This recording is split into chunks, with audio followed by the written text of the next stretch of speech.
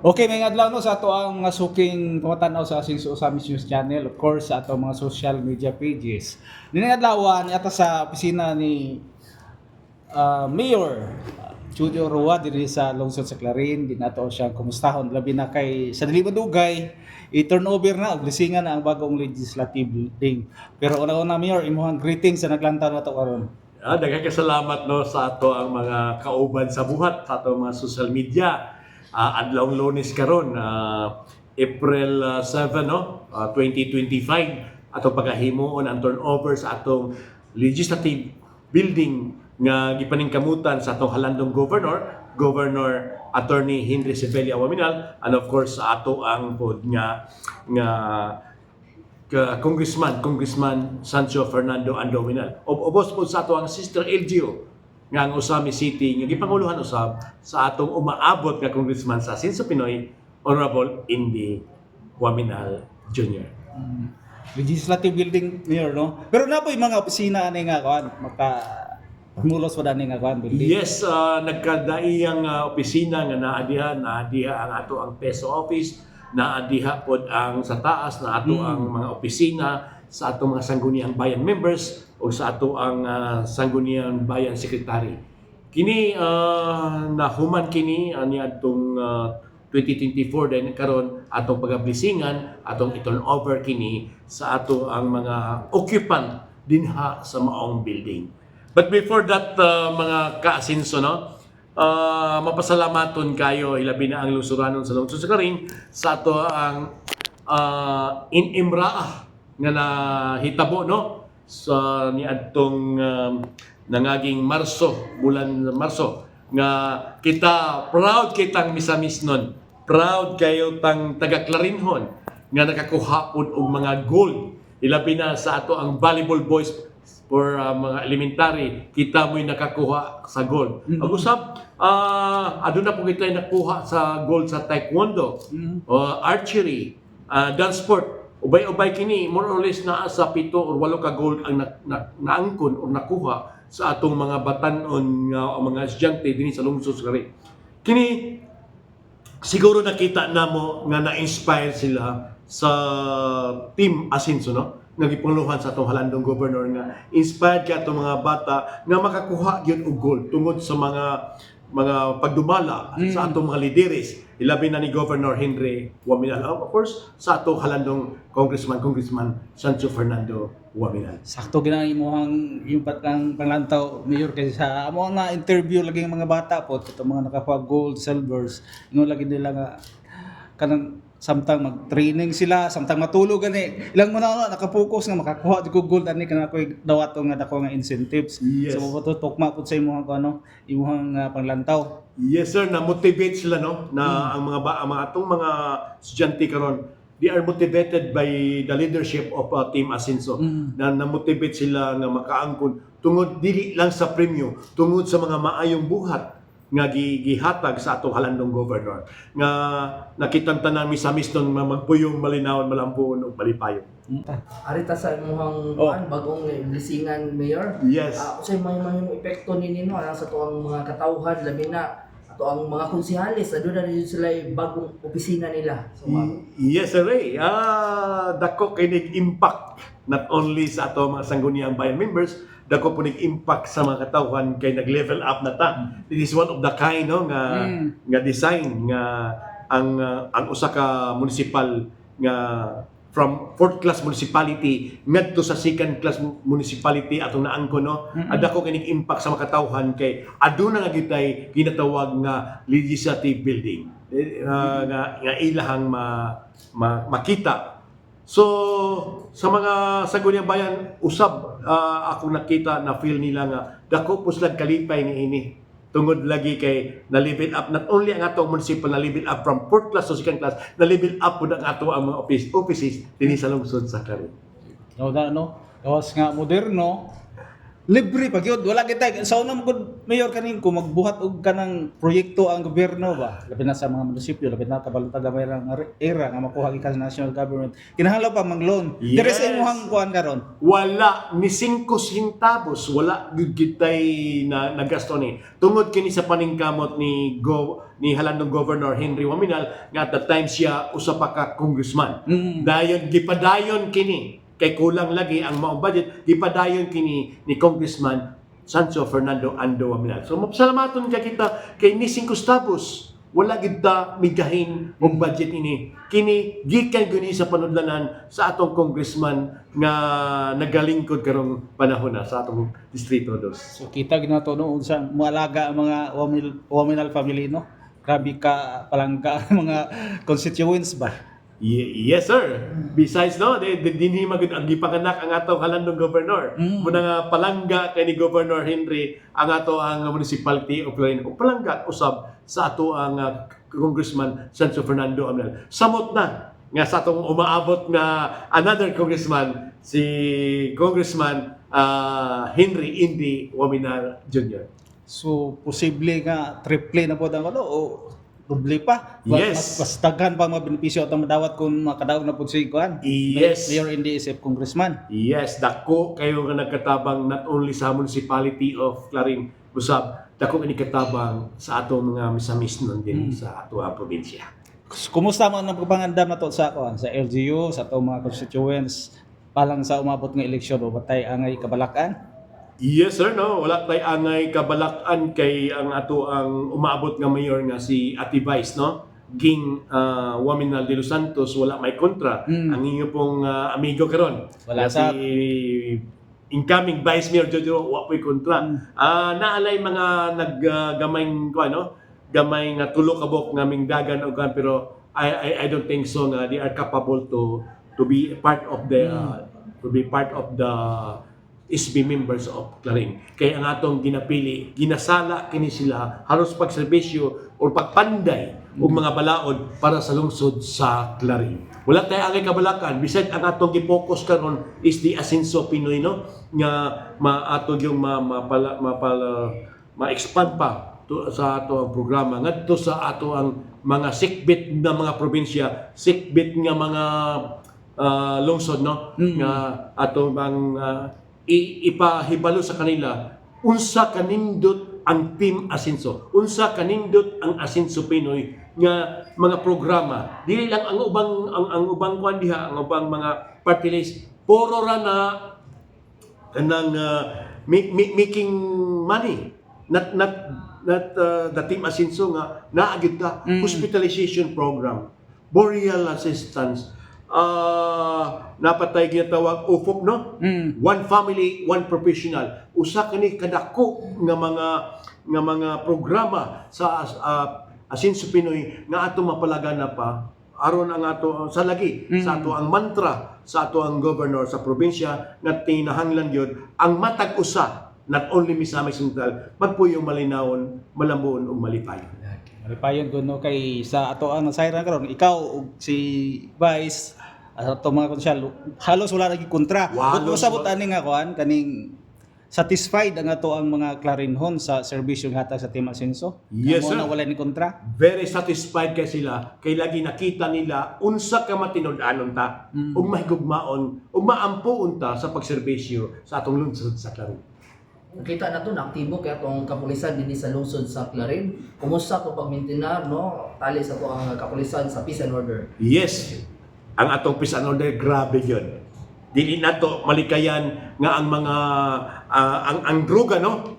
Kay from Osamis medyo nindot kay ang programa, nindot kay ang pagdepensa ni Mayor Indy sa Osamis sa pagsumpo sa maong pagdruga. So expand sila pa ingon, hawa sila pa ing gisa pa ing rin. So kita pod nagdepensa diri. Wala tay gisanto, walay parente ni bisan kinsa. Kung nagbaligya kag droga din sa pasayloa, amo gyud kang gukoron. Yan.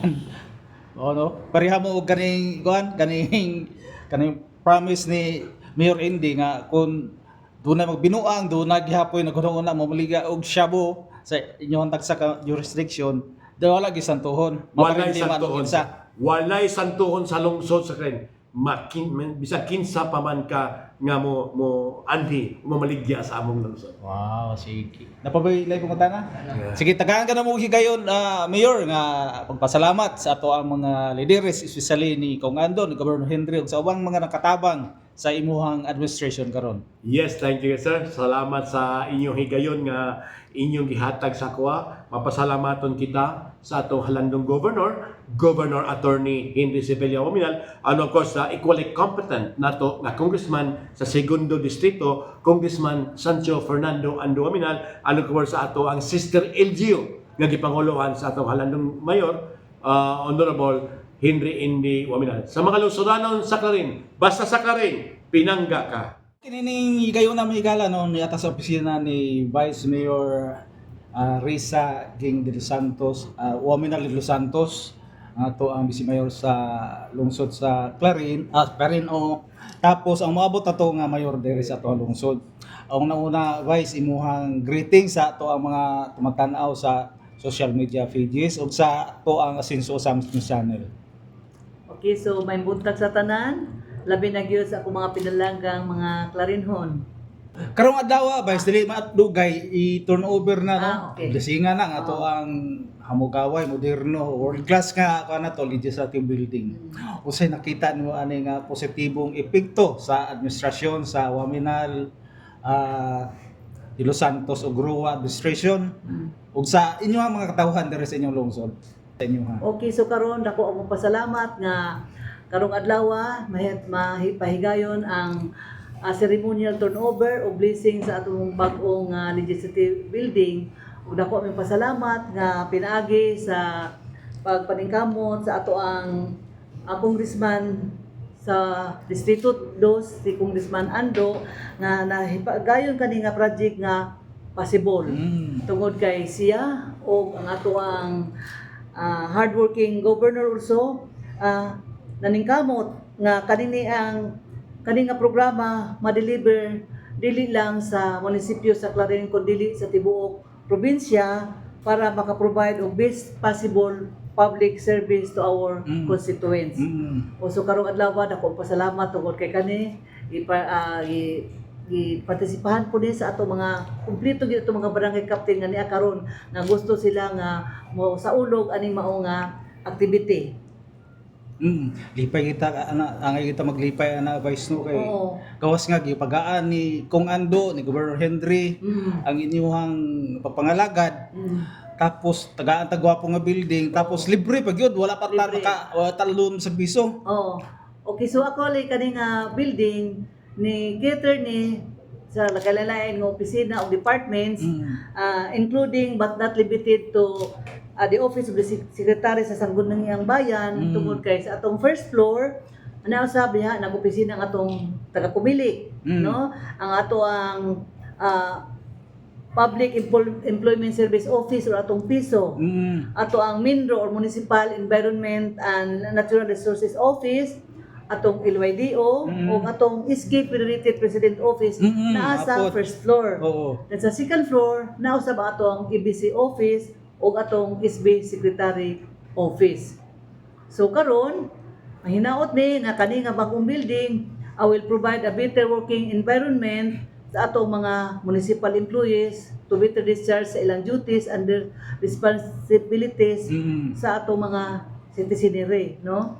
That means nga ang publiko karon nag-expect for a better service from this office, making Clarin a step closer towards becoming first-class municipality tungod kay pagkakaroon second-class municipality Second-class na ba ta? Clarin. Okay, so I hope that kani nga bago nga building will energize our employees and strengthens our commitment to provide a better service to everyone. This would be your legacy. Yes, This yes, is during your incumbency. yes. And next, you will be becoming mayor. But for now, as vice mayor, unsay imong pamati nga magbilin ka og legacy as a vice mayor karon ng district. Ako kada ako na kamot lang jud ko nga kanini ang before ko nga mo mo kuha sa legislative o nga na turn over gyud kay actually karon amo naman ning na occupy mga pila na ka bulan dahil sayang man gud gapon, so amo lang gi-occupy kasi wala pa na turn over, so at least nga sa akong time na turn over o na-blessingan kani mao nga building kay lahi manggod ko ang kanang building nga murag mablessingan. So mas makadugang siya sa ka-epektibo sa serbisyo. Yes. Kita niya sa mga klaro. Oo, din ako po sa kaligasi dire, pasalamat ko sa among mayor dire, Mayor Jojo Rua tungod kay utang kani siya kay anytime nga na ako i-recommend sa iya, i-suggest iya ginang tumanon. O yang okay kay siya. Open for suggestion kay suggest ko actually sa akong suggestion nga murag mabutang nga legacy kani nga mong pambitaw kani monthly na mo nga LGU mas maghangyo gyud ako ni mayor nga mayor at bang rabanta simbahan pwede ta makahigayon o kanang monthly LGU mas, so nakahigayon gyud na every second Monday of the month na agyud tanang mga empleyado to sa simbahan usay apil pa mga barangay captain nga mo apil sa maong misa every month monthly gyud na siya. Kada bulan siya. Kada Kada bulan. kanindot to basta open ang Oo. relationship o Oo, kanang open sumuro ang tayo sa mga relationship. ko ano. Oo, nya Mga doon na po kayo officials. at magiging kayo simbahan. Yes. Oo. So, pasalamat ko sa Ginoo kay siyempre siya gyud ang nagay tanan dire kay kung wala siya isud baya kung wala kanang spiritual guidance, no? Okay. Lain tang issue, Vice, gusto mo kuha ng imong personal opinion po sa nakalabay nga NMRA 2025. First time in history nga Yes. naka-champion ng Misamis Occidental. First time. Kung nakita nimo nga kuan. First time So panikamot sa tong pinalaga gobernador. Tungod kay abidimo na nangkamot yun kay with all the support sa ato ang gobernador. Dili lang gali ang iyang pag-support sa ato ang mismo taga Misamis Occidental, dili bisag sa uban outside sa province kay actually kami diri sa Clarin nag-host me og taga Iligan nga 760 ka participants delegates bato siya o daghang ilang pasalamat kay sukat-sukat una na sila ka encounter og ingon ani. Inana, no? Oo nga gikan sa Putsod tanan gi-provide sa ilaha hasta pag gisakyanan gi-provide sa ilaha, so munang ilang man istorya nga daw nga nung nahimo na din sa Misamis Occidental ganung dili ko na mahimo sa bangkuan sa bang lugar, pero karon nagkuan nila nga grabe gyud daw sa grabe man ni gobernador di all out support kay ang support ko no dili lang sa atong probinsya sa Misamis Occidental kundi outside sa labaw na gyud sa outside sa atong probinsya. Grabe ko no ang pag-entertain, grabe ang pag-accommodate sa ilaha. So muna ang kuan jud no madaugon ta tungod kay ang suporta sa atong gobernador grabe gyud. Full out support gyud siya sa atong mga delegates. Bot pasabot nga ultimo nga ato ang mga silingan nga mga atlet sikat sa laing probinsya o mga lungsod, mga syudad. Sila ang nagpamatuod sa unsa gid ang alagang waminal. Oh, sila Proud of ka nga inana ang nahimo sa imong manghod. ko very much proud kay ako nagyampo kanunay no nga gahiran gi sa pirmi kay kinahanglan mangitang spiritual guidance yampo ginakadlaw, so at least answered prayers nga giayo sa guys sa Ginoo kay tungod sa iyang performance mahibaw-an man sa katawhan no gikan sa atong kauna among the foresta then karon wala na ta inana, so daghang gid atong naobserbahan nga daghang kausaban nga sigubhin din na ang ato ang nadumala sa atong probinsya. Exactly. Sige, bye, sagaan ka na mo higayon nga kuan, magpasalamat. Kung i-turnover karon nga legislative building, kung na kay kapasalamatan, go ahead. Okay. So kani atong pag turnover sa itong legislative building, amo na pasalamat number 1 di ato sa Ginoo no, kag gitagaan kita higayon opportunity nga makapahigayon na gyud ani atong turnover. So amo pasalamat ani kang kung ando gyud kay iya man ang project no. So hinubadan po sa guidance po sa atong provincial governor nga inana kay sila gyud duha murag sa dili lang sa distrikto sila gyud duha nga partner gyud nga mo hatag og mga projects no, different ka programs diri sa ato ang diri sa lungsod sa Clarin o nga karon nahimo gyud nga makita gyud sa mga katawhan kon unsa ang pag-asenso sa lungsod sa Clarin.